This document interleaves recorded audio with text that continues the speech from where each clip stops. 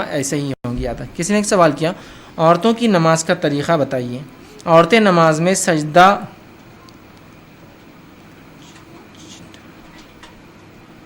چپٹا کر کرتی ہے, چپکا کر کرتی ہے, اس کو کر سکتی ہے کیا؟ اور رفع دین کرنا فرض ہے کیا؟ دو سوالوں نے کیے. تو دیکھیے, عورتوں کی نماز اور مردوں کی نماز میں شریعتاً کوئی فرق نہیں ہے. ایسی کوئی روایت صحابیات سے یا صحابہ سے ثابت نہیں ہے جس میں کسی صحابیہ نے یہ کہا ہو کہ ہم نماز ایسی پڑھتی, صحابہ نماز ایسے پڑھتے, یا رسول اللہ نماز ویسے پڑھتے. کوئی روایت نہیں. بلکہ ابو داؤد کی ایک روایت ہے ام دردہ رضی اللہ عنہا کے تعلق سے آتا ہے, جو کافی مشہور معروف اور ایک کافی مشہور صحابیہ ہے. ان کے تعلق سے آتا ہے کہ جب وہ نماز پڑھتی تو ویسے ہی پڑھتی جیسے مرد پڑھتے. سمجھ رہے ہیں بات کو؟ تو عورتوں اور مردوں کی نماز میں فرق نہیں, بلکہ رسول اکرم صلی اللہ علیہ وسلم کی حدیث واضح, صلو کما رأیتمونی اصلی, نماز ویسی پڑھو جیسے مجھے پڑھتا ہوا دیکھتے ہو. صحیح بخاری کی روایت. اسی طرح صحیح بخاری میں فرمایا حج ویسے کرو, حج کے ارکان جیسے مجھے کرتا ہوا دیکھتے ہو. ٹھیک ہے, تو لہٰذا ہمیں فرض عبادتیں پوری رسول اکرم صلی اللہ علیہ وسلم کیسے کرتے ہیں ویسے کرنا چاہیے. جو روزے کے تو کوئی خاص مسائل ہے نہیں, زکوٰۃ بھی بہت آسان ہے سمجھنا, ان دو عبادتوں کا, ایک حج ہے اور دوسری نماز ہے. ٹھیک ہے, تو ویسے کرنا جیسے رسول اکرم صلی اللہ علیہ وسلم کو پڑھتے ہوئے دیکھا گیا ہے, یاد رکھیے. اور صحابہ کی گواہیاں ہمارے پاس بہت ساری موجود ہے کہ آپ صلی اللہ علیہ وسلم کیسی پڑھتے تھے. تو عورتوں اور مردوں کے نماز میں فرق نہیں ہے. لیکن اگر کوئی کہے کہ اب آج کے زمانے میں کیسا کرے, تو میں مردوں کو یہ مشورہ دیتا ہوں کہ آپ عورتوں کی ایسی نماز پڑھیے. وہ زیادہ سنت سے قریب پڑتی ہے, ہاتھ سینے پر باندھتی ہے, پہلا قاعدہ سیدھا کرتی ہے, دوسرے قاعدے میں تورک کرتی ہے, پیر نیچے سے ڈالتی ہے, تو ان کی نماز زیادہ قریب ہے سنت سے بنسبت مردوں کی, یاد رکھی. ٹھیک, بہت سے لوگ یہ بھی وہ کرتے نہیں عورتوں اور مردوں کی نماز میں فرق ہے. تو میں کہتا ہوں ٹھیک, ہم تعصب پر بات نہیں کرتے ہیں.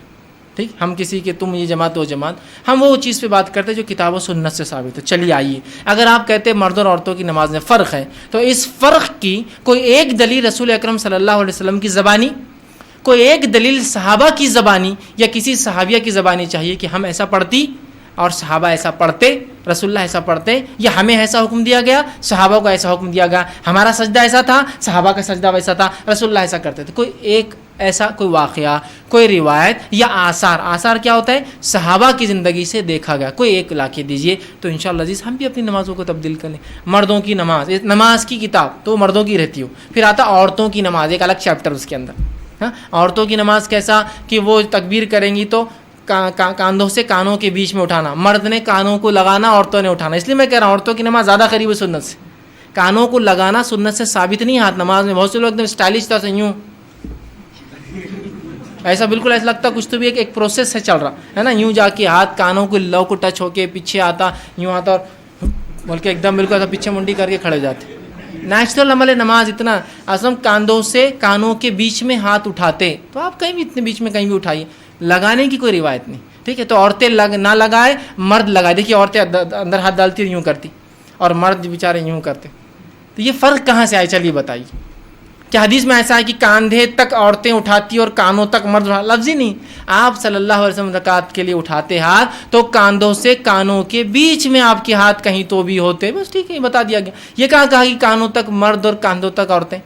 ایسا کوئی اصول ہے کہ ایسا ہوتا ہے نا, میڈیکل میں اصول ہوتا ہے, اگر آپ کبھی ٹیسٹ رپورٹ لائے تو اس میں 2 اینٹیز لکھے ہوئے ہوتے ہیں. فار ایگزامپل 50-80, تو 50 to 80 نہیں ہوتا ہے, 50 لیڈیز کے لیے ہوتا ہے, 80 جینٹس کے لیے ہوتا ہے. اس میں فرسٹ لیڈیز کی رہتی, سیکنڈ اینٹی وہ جینٹس کی رہتی. اگر 50 سے اوپر ہے تو لیڈیز کو مارک کر دیتا کہ بھائی تمہارا 60 مطلب یہ ہائی ہے. جینٹس کا رہا تو نہیں کرتا مارک, اس لیے کہ 80 تک جینٹس ہوتا ہے, تو 50 to 80 نہیں ہوتا ہے, 50 لیڈیز کے لیے. تو ایسا کچھ ہے کہ حدیث میں کہ لیڈیز کے لیے کاندھے تھے اور جینٹس کے لیے کان تھے؟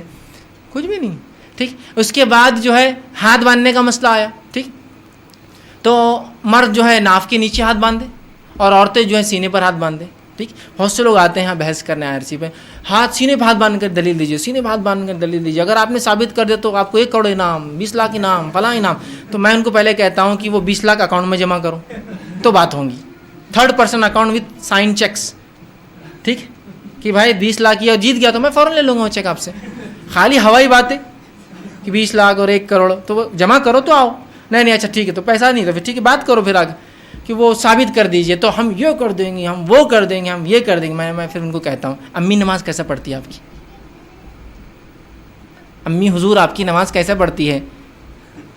تو سینے پہ, تو اس کی روایت کہاں سے لا دو, ورنہ اپنی ماں کی نماز غلط ہے بول دو پہلے. نہیں وہ تو ایسا تو نہیں ہے.